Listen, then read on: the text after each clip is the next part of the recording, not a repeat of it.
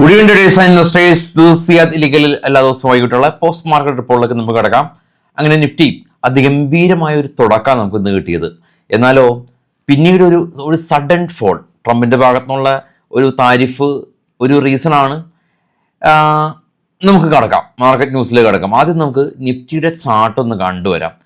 കണ്ടോ, നല്ലൊരു ഗ്യാപ്പ് അപ്പിന് ശേഷം 25,650 നിഫ്റ്റി റെസിസ്റ്റൻസ് ഫേസ് ചെയ്തു. 2 ക്യാൻഡിൽ, വലിയ വിക്കുള്ള ക്യാൻഡിൽ അവിടെ റെസിസ്റ്റൻസ് ഫേസ് ചെയ്തു. സഡൻ ഫോള് 25,440 നിഫ്റ്റി ഇടിഞ്ഞപ്പോൾ ഏകദേശം സെൻസെക്സിൽ തന്നെ 500 പോയിന്റിലേറെ റാലി രേഖപ്പെടുത്തിയ ഒരു അവസ്ഥയിലായിരുന്നു ഉണ്ടായിരുന്നത്. എന്നാൽ അതേ 500 പോയിന്റ് സെൻസെക്സ് ലോസ്റ്റായി. നിഫ്റ്റി 25,450 ക്ലോസ് നടത്തിയത്. IT സ്റ്റോക്കുകളിൽ ഇന്ന് ചെറിയൊരു ബൈയിങ് പ്രഷർ കണ്ടിരുന്നു. മികച്ച പ്രകടനം നടത്തിയ സ്റ്റോക്കുകൾ നോക്കാം. HCL tech, Bajaj auto, Tata steel, Shriram finance, Adani enterprises തുടങ്ങിയ സ്റ്റോക്കാണ്. റിലയൻസും SBIയും അദാനി പോർട്ടും എറ്റേണലും ഭാരത് എയർടെലും ഇടിവ് രേഖപ്പെടുത്തിയ ഒരു സ്റ്റോക്കാണ്. ഈ ഭാരത് എയർടെലിൻ്റെ കാര്യം പറയുമ്പോൾ ഇപ്പോൾ മിനിമം റീചാർജുള്ള പാക്കേജ് ഒന്നും തന്നെ കാണാനില്ല. വലിയ തോതിൽ ഈ ടെലികോം റീചാർജ് വലിയ തോതിലുള്ള മാറ്റങ്ങളൊക്കെ വന്നു കഴിഞ്ഞു. ഒന്ന് ചെക്ക് ചെയ്യാം. ഇനി നമുക്ക് പ്രധാന ഒരു അപ്ഡേറ്റിലേക്ക് വരുമ്പോൾ, പ്രധാനമായിട്ടും നമുക്ക് വെള്ളിയാഴ്ച ദിവസം ഇന്ത്യയുടെ GDP ഡേറ്റ വരുന്നുണ്ട്.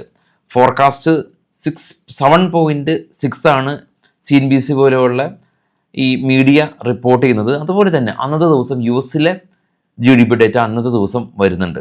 അതാണ് ഒരു മേജർ അപ്ഡേറ്റ് ഉള്ളത്. കൂടാതെ തന്നെ നമ്മുടെ PM മോഡി ഇസ്രായേൽ സന്ദർശനം നടത്തുന്നുണ്ട്. 2 ദിവസത്തെ സന്ദർശനമാണ്.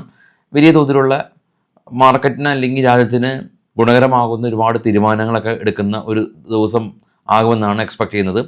പിന്നെ ഒരു പ്രധാന കാര്യമുള്ളത്, ഈ നമ്മളുടെ സോളാർ സ്റ്റോക്കുകളിൽ നിന്ന് വലിയ തോതിലുള്ളൊരു ഇടിവ് രേഖപ്പെടുത്തി.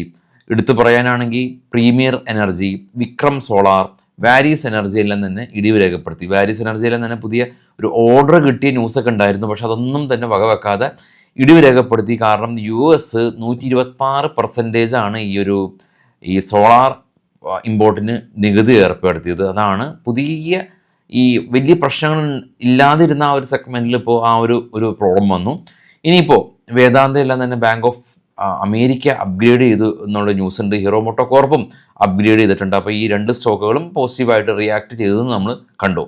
ഇനി നമുക്ക് ഗ്ലോബൽ മാർക്കറ്റ് ഒന്ന് കണ്ടുവരാം. അതിനു മുമ്പ് ഈ വരുന്ന സാറ്റർഡേ സൺഡേ ദിവസമാണ് കൊച്ചിയിൽ വെച്ച് ഒരു സ്റ്റോപ്പ് ലോസിൻ്റെ ചിലവിൽ ഓഫ്ലൈനായിട്ട് നിങ്ങൾക്ക് ബേസിക്കും ഫ്യൂച്ചർ ആൻഡ് ഓപ്ഷൻ്റെയും ക്ലാസ്സുകളുണ്ട്. താല്പര്യമുള്ള ആളുകൾക്ക് ബുക്ക് ചെയ്യാം. ഫസ്റ്റ് കമൻറ്റിൽ നമ്പറുണ്ട്. നേരെ നമുക്ക് ഗ്ലോബൽ മാർക്കറ്റ് ഒന്ന് കണ്ടുവരുമ്പോൾ കാണാം, ഏറ്റവും താഴെ ഇപ്പോൾ ട്രേഡ് ചെയ്യുന്ന 3 യൂറോപ്യൻ മാർക്കറ്റും പ്ലസ് ആണ്. പിന്നെ അതിന് മുകളിലുള്ള നിക്കി ജപ്പാൻ മാർക്കറ്റിലെല്ലാം തന്നെ 1200 പോയിന്റ് റാലി ഉണ്ടായിരുന്നു. മറ്റുള്ള ഏഷ്യൻ മാർക്കറ്റും പോസിറ്റീവായിരുന്നു. ഏറ്റവും ടോപ്പിലേക്ക് പോകുകയാണെങ്കിൽ ഗോൾഡ് $19 ഉയർന്ന് 5163 ആയിട്ടുണ്ട്. സിൽവറും 2.5% ഉയർച്ച നേടി.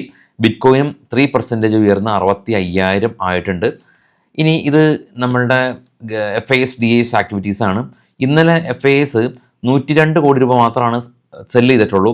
എന്നാൽ DIS 3,161 കോടി രൂപയുടെ ബൈ നടത്തിയിരുന്നു.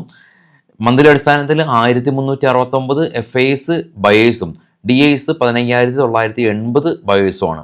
അപ്പോൾ FISന് ഇന്നലത്തെ കാര്യമാണ് പറഞ്ഞത്. ഇന്നത്തെ ഡേറ്റ അവിടെ കിട്ടും, നമ്മളുടെ കമൻറ്റിലുണ്ടാവും. എല്ലാ ദിവസവും നമ്മുടെ സുഹൃത്ത് നമ്മളുടെ സ്ഥിരമായിട്ട് FIDA ഡേറ്റ നമ്മളുടെ വീഡിയോയുടെ താഴെ ഇടുന്നുണ്ട്. അപ്പോൾ ആ FIDA ഇടുന്ന സുഹൃത്തിൻ്റെ ആ ഒരു കമൻറ്റിന് എല്ലാവരും ലൈക്ക് കൊടുക്കാം.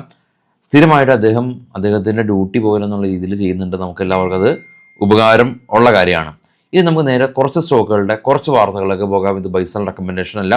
TCS അവർ ഗില്ലാവായിട്ട് ഒരു പുതിയ AI ബിസിനസ് കോൺട്രാക്റ്റ് സൈൻ ചെയ്തു. വേദാന്ത 3000 കോടി രൂപയുടെ fund non convertible debentures issue ചെയ്ത് റൈസ് ചെയ്യുന്നുണ്ട്. റിലയൻസ് ഗ്ലോബൽ കമ്പനി 1000 കോടി റവന്യൂ ആണ് ടാർഗറ്റ് ചെയ്യുന്നത്.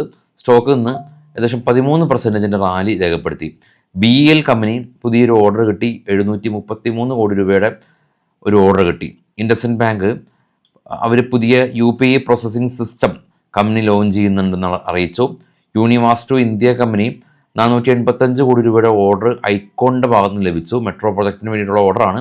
സ്റ്റോക്ക് ഇന്ന് 6% റാലി രേഖപ്പെടുത്തി. ജീനസ് പവർ 45 ബില്യണാണ് ടാർഗറ്റ് ചെയ്യുന്നത്. സ്റ്റോക്ക് ഇന്ന് 1.5% പോസിറ്റീവായിട്ട് റിയാക്ട് ചെയ്തു. LNT കമ്പനി പുതിയ EPC കോൺട്രാക്ട് കമ്പനിക്ക് ലഭിച്ചിട്ടുണ്ട്. 220 കിലോ വാട്ടുള്ള പുതിയ സബ്സ്റ്റേഷൻ്റെ ഓർഡറാണ് ലഭിച്ചത്. NTPC പുതിയ തെർമൽ പ്ലാന്റ് ഇവർ അക്യൂർ ചെയ്ത് എന്നുള്ള ന്യൂസ് ഉണ്ട്. നാറ്റ്കോ ഫാർമ പുതിയ മെഡിസിന് അംഗീകാരം കിട്ടി എന്നുള്ള ന്യൂസ് ഉണ്ടായിരുന്നു. കോൾ ഇന്ത്യയും ഇവരുടെ പുതിയ മൈനിങ് റെയർ എർത്ത് എക്സ്പ്ലോറേഷൻ കണ്ടുപിടിച്ചു എന്നുള്ള ന്യൂസ് ഉണ്ട്.